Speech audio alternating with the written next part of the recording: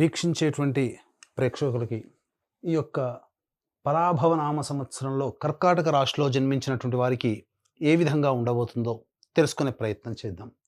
ఈ రాశి వారికి ఆదాయం 2, వ్యయం 11, రాజ్యపూజ్యం 4, అవమానం 7.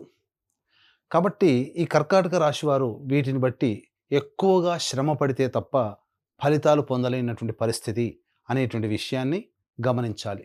ముఖ్యంగా గమనించినట్లయితే ఈ కర్కాటక రాశి వారికి ప్రధానంగా అష్టమ రాహువు, అలాగే భాగ్యస్థానంలో శని సంచారము, ఈ కారణం చేత గతంలో వలె అనారోగ్యంతో కొంత ఇబ్బంది పడడం ఈ కర్కాటక రాశి వారికి జరగబోతుంది. అలాగే శని కొంతవరకు అనుకూలంగా యోగించబోతున్నాడు. భాగ్య శని ప్రభావం అంటే అన్ని అవకాశాలు దగ్గర దాకా వచ్చినట్టే వస్తాయి, కానీ అవకాశాన్ని జార విడుచుకుంటారు. అది స్వయంకృతాపరాధం కావచ్చు, దైవానుగ్రహం లేక వల్ల కావచ్చు, లేదా ఇతరుల యొక్క మోసపూరితమైనటువంటి చర్యల వల్లనైనా కావచ్చు. కానీ ఏది ఏమైనప్పటికీ కూడా నష్టం జరగబోతుంది కదా. కాబట్టి ఇటువంటి నష్టాల్ని దైవానుగ్రహం చేత మాత్రమే నివారించుకోగలుగుతాం అనే విషయాన్ని గుర్తుపెట్టుకొని దైవానుగ్రహాన్ని నిరంతరం పొందే ప్రయత్నం చేసినట్లయితే మంచి శుభఫలితాలు ఈ కర్కాటక రాశిలో జన్మించినటువంటి వారు పొందుతారని చెప్పవచ్చు. ముఖ్యంగా మే 31వ తారీఖు వరకు కూడా మిథున రాశిలో గురు సంచారం చేస్తున్నటువంటి ఈ కారణం చేత ఖర్చులు అధికంగానే ఉంటాయి, కానీ సద్వ్యయం అవుతుంది. అంతేకాకుండా ఈ మే 31వ తారీఖు లోపల తీర్థయాత్రలు సందర్శించడం, మఠాధిపతులు, పీఠాధిపతులు, కుటుంబ పెద్దలు, మత పెద్దల యొక్క ఆశీర్వచనాలు పొందడం, ఏదైనా శుభకార్యాలలో ఎక్కువగా పాల్గొనడం, ఇతరులకి మీరు వాలంటరీగా సహాయ సహకారాలు మీ వంతు అందించడం, తద్వారా కొంతవరకు యోగాన్ని పొందగలుగుతారని చెప్పవచ్చు. ఈ యొక్క చేసినటువంటి వాలంటరీ సర్వీస్ ఏదైతే ఉంటుందో అది భవిష్యత్తులో మిమ్మల్ని ఆపద సమయంలో కంచుకోటలాగా కాపాడుతుంది అని విషయం మర్చిపోకండి.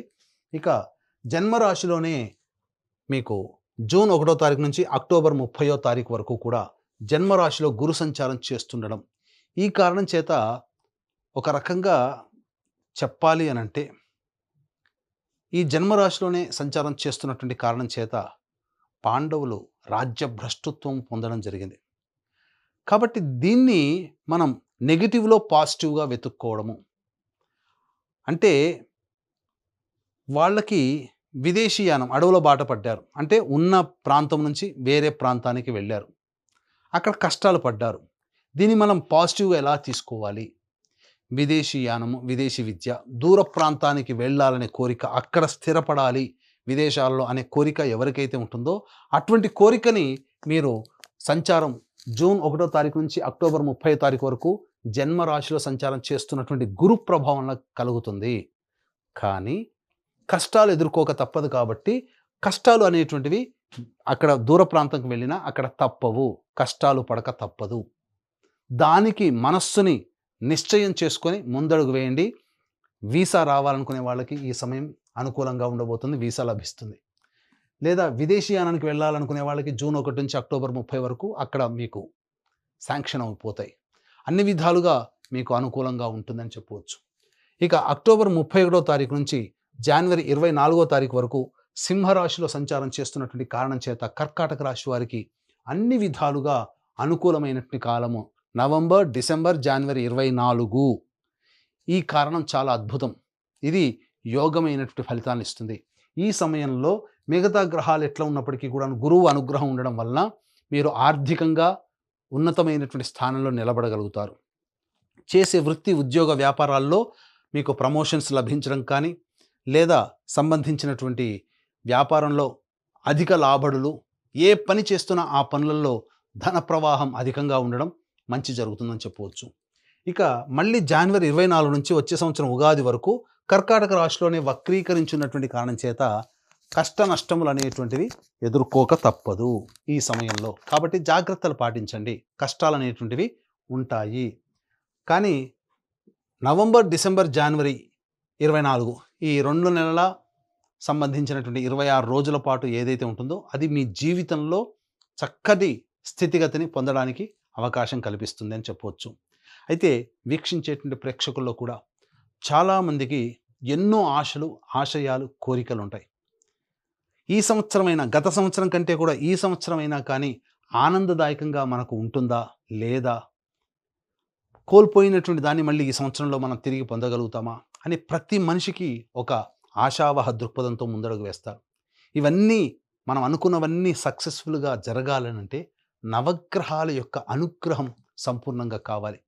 అందుకని ఈ కర్కాటక రాశితో పాటుగా 12 రాశుల్లో జన్మించినటువంటి వారికి ఈ నవగ్రహాల యొక్క అనుగ్రహం సంపూర్ణంగా ఉండడం కోసం మన పీఠం ఆధ్వర్యంలో ఏప్రిల్ 1వ తారీఖు చైత్ర పౌర్ణమి రోజున సాయంకాలం 6 గంటలకి అత్యంత శీఘ్ర ఫలితాలనిచ్చే 3 నక్షత్రాల్లో ఒకటైనటువంటి హస్తా నక్షత్రం రోజున నవగ్రహ పాశుపత హోమము, అలాగే ఆరోగ్యం కోసం మృత్యుంజయ హోమం, సర్వకార్యాలలో జయం పొందడం కోసం సుదర్శన హోమము, అలాగే దాంపత్య అభివృద్ధి, వివాహ సిద్ధి, ఉద్యోగ ఆర్థికాభివృద్ధి, వీటికి సంబంధించి లక్ష్మీ మూలమంత్ర సంప్రతి లక్ష్మీ సూక్త హోమము, సర్వశాంతులకి సంబంధించి రుద్రహోమం జరిపించి శక్తిపాతము చేసినటువంటి కరుంగలి మాల ఇవ్వడం జరుగుతుంది.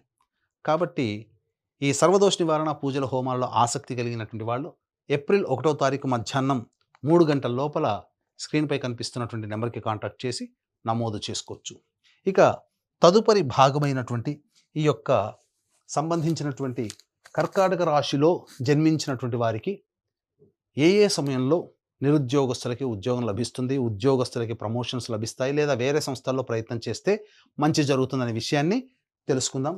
ఈ కర్కాటక రాశిలో జన్మించినటువంటి వారికి 17 సెప్టెంబర్ నుంచి 17 అక్టోబర్ వరకు ఉన్నటువంటి కాలము, అలాగే 16 డిసెంబర్ నుంచి 13 జనవరి మధ్య ఉన్నటువంటి కాలము, మరియు 14 ఏప్రిల్ నుంచి 14 జూన్ మధ్య ఉన్నటువంటి కాలము చాలా అనుకూలము. ఈ సమయంలో మీకు తప్పకుండా ఉద్యోగము లభిస్తుంది, ఉద్యోగ అభివృద్ధి కలుగుతుంది, మీకు ప్రమోషన్స్ కానీ కోరుకున్న చోట బదిలీలు కానీ జరుగుతాయి. కేంద్ర రాష్ట్ర ప్రభుత్వ ఉద్యోగస్తుల వారికి సంబంధించి ఈ సంవత్సరం సామాన్యమైనటువంటి ఫలితాలు పొందుతారని చెప్పవచ్చు.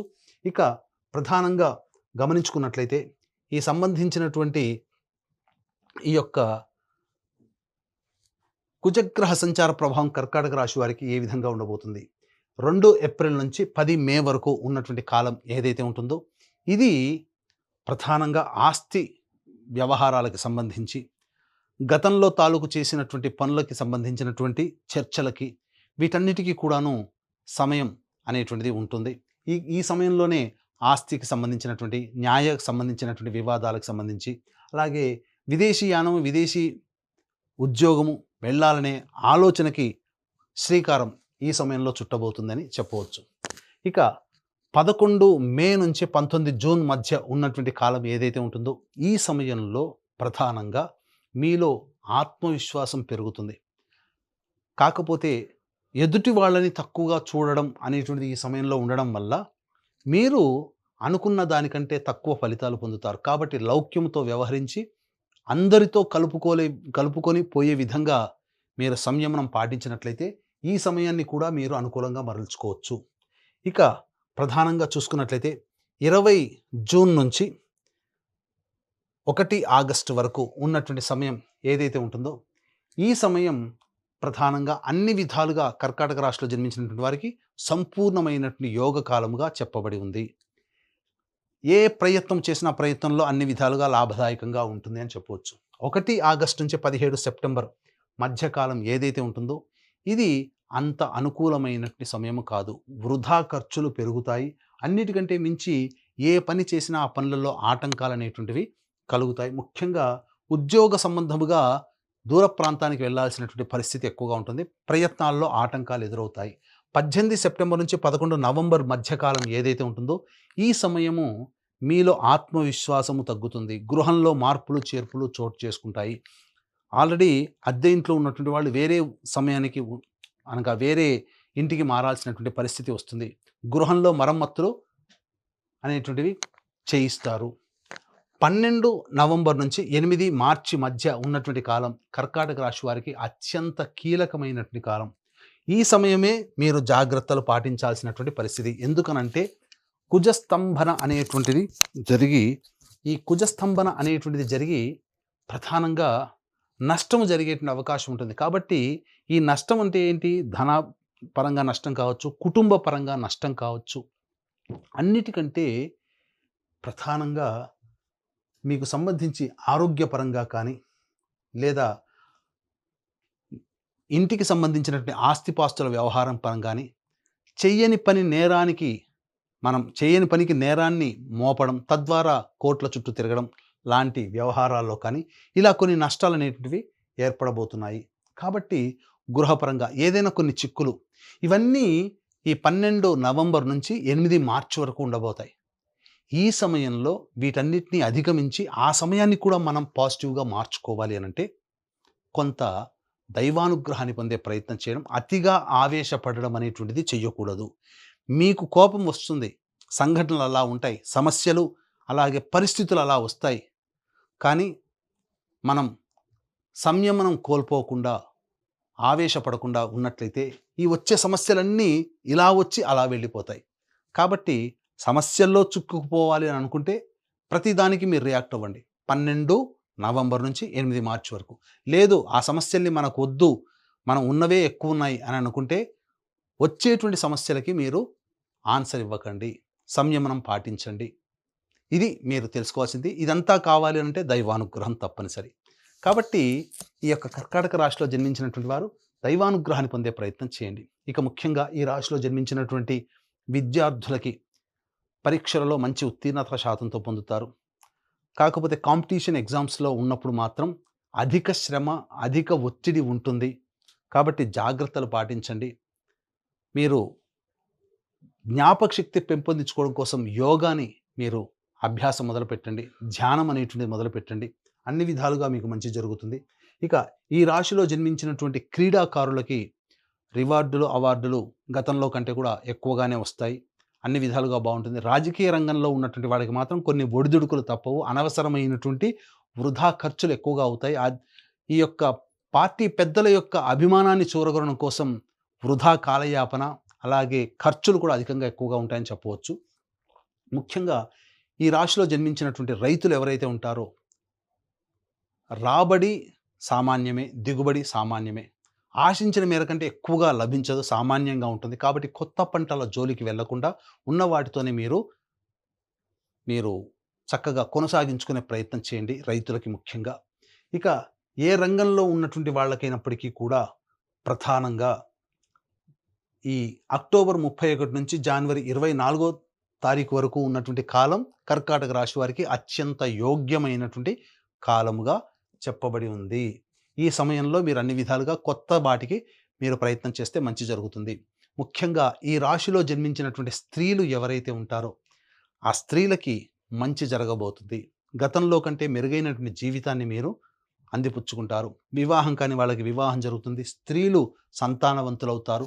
భాగ్యము పెరుగుతుంది. అనగా మీ మాటకి విలువ పెరగడం, మిమ్మల్ని గౌరవించే వాళ్ళు ఎక్కువగా ఉండడం, కాకపోతే మిమ్మల్ని ప్రేమగా పలకరిస్తూ మీ చేత అన్ని విధాలుగా సహాయ సహకారాలు పొందేవాళ్ళు ఎక్కువగా ఉంటారు. కాబట్టి మీరు అందరి పట్ల ఒకే రకంగా కాకుండా కాస్త తెలివితో వ్యవహరించి మీ సర్వీస్ని అవసరమైన వాళ్ళకి మాత్రమే, మీకు ఉపయోగపడే వాళ్ళకి మాత్రమే ఇవ్వడం ద్వారా మీరు కాస్త పైచేయి సాధిస్తారని చెప్పవచ్చు.